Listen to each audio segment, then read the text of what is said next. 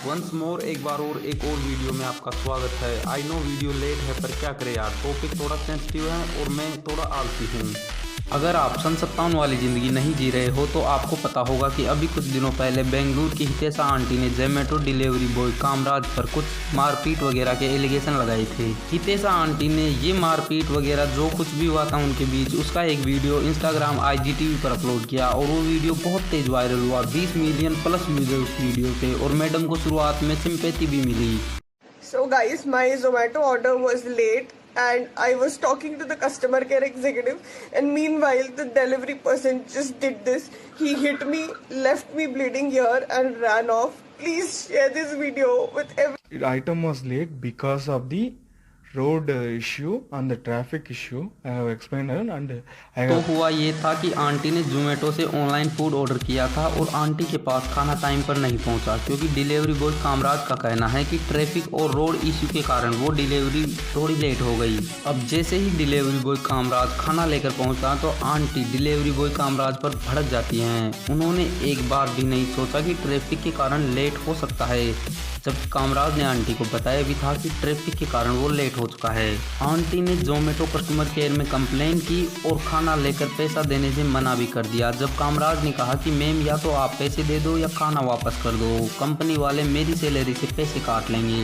और इसी बीच हितेशा आंटी और डिलीवरी बॉय कामराज के बीच झड़प हो जाती है और हितेशा आंटी कामराज को सैंडल फेंक कर मारती हैं और फिर थप्पड़ मारने लग जाती हैं।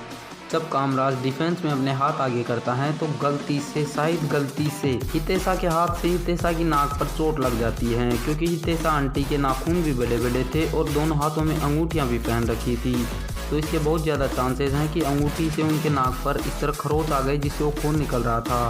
क्योंकि और कोई चांसेस नहीं यार, अगर मुक्का मारोगे तो शायद नाक के अंदर से खून आ सकता है, लेकिन नाक के बाहर से इस तरह कट जो था वो नाक पर, मतलब चांसेस नहीं है यार मुक्का मारने के, चांसेस का बिल्कुल चांस नहीं है इसके। और वहाँ पर CCTV कैमरा भी नहीं थे जिससे सच्चाई का पता चल सके। तो मैं तो यही कहना चाहता हूँ कि जब तक रिजल्ट निकल कर नहीं आता कि कौन सही है कौन गलत है, तब तक आप किसी को अंधा सपोर्ट ना करें। और हितेशा आंटी को आप सिर्फ इसीलिए सपोर्ट ना करें कि वो एक औरत हैं। अगर आप ये सोचकर उसको सपोर्ट कर रहे हैं कि वो एक औरत है तो आपसे बड़ा चूतिया कोई नहीं है। और मुझे लोगों का सपोर्ट भी दिख रहा है। जब ये कंट्रोवर्सी शुरू हुई थी तब उनके केवल 30,000 फॉलोअर्स थे इंस्टाग्राम पर और अभी 1,15,000 फॉलोअर्स हो गए इंस्टाग्राम पर। तो इन इंस्टाग्राम फॉलोअर्स के लिए मैं सिर्फ यही कहना चाहूँगा कि भोसड़ी वाले रुक जाओ ज़रा, अभी पुलिस इन्वेस्टिगेशन चल रही है, अभी रिजल्ट निकल के नहीं आया कि हितेशा आंटी ही सही है, क्या पता कामराज सही हो।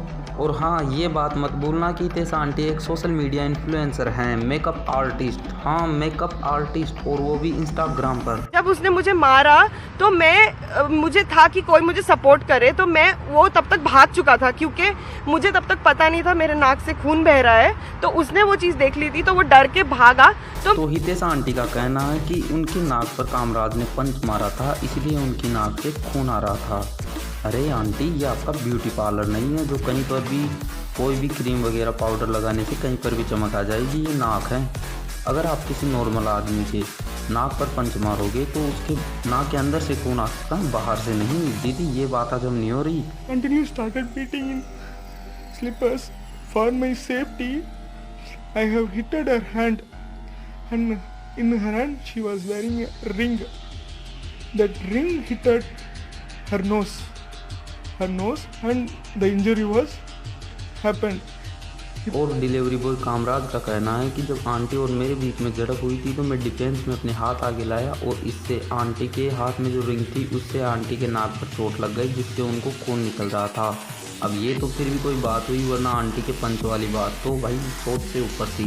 और अगर डिलीवरी बॉय कामराज का रिकॉर्ड देखें तो उन्होंने पिछले 2 साल में 5,000 से ज़्यादा फूड डिलीवरी की हैं और उनको 5 में से 4.75 की रेटिंग मिली है। तो इससे आप डिलीवरी बॉय कामराज के व्यवहार का अंदाज़ा लगा सकते हैं। ध्यान से नोटिस कीजिए, इसके पूरे एजेस एकदम ब्लंट हो गए, क्योंकि ये 5-6 साल पुरानी अंगूठी है।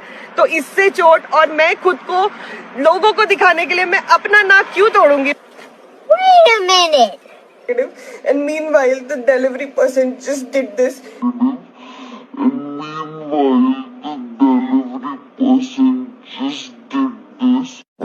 और हितेशा आंटी ने दोनों हाथों में रिंग पहन रखी है, तो इसके बहुत ज़्यादा चांसेस हैं कि उनके आपसी झड़प में नाक पर चोट उनकी ड्रिंक की वजह से आई होगी। इसके चांसेस हैं, कंफर्म नहीं है, लेकिन चांसेस बहुत ज़्यादा है।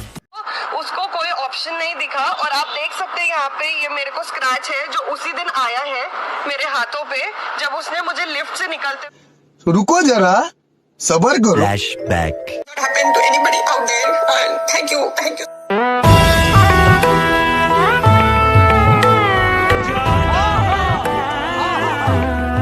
जनता को आप मूर्ख समझना बंद कर दीजिए। और आंटी ने इंटरव्यू में बताया था कि उनके हाथ पर एक स्क्रैच भी आया है, जबकि वायरल वीडियो में वो स्क्रैच दिख नहीं रहा था। जबकि वायरल वीडियो भी तो उनके बीच में जो कंट्रोवर्सी, लड़ाई झगड़ा जो भी हुआ था उसके बाद की थी।